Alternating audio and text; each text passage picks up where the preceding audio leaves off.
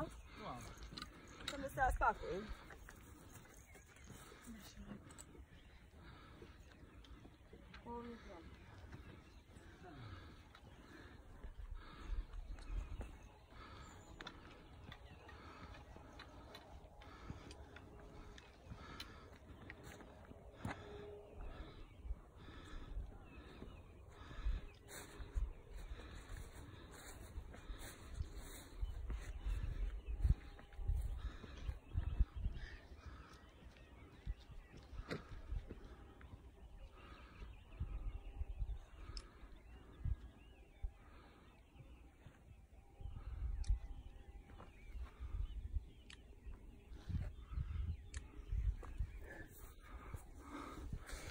Prva petila puta gotova. Da.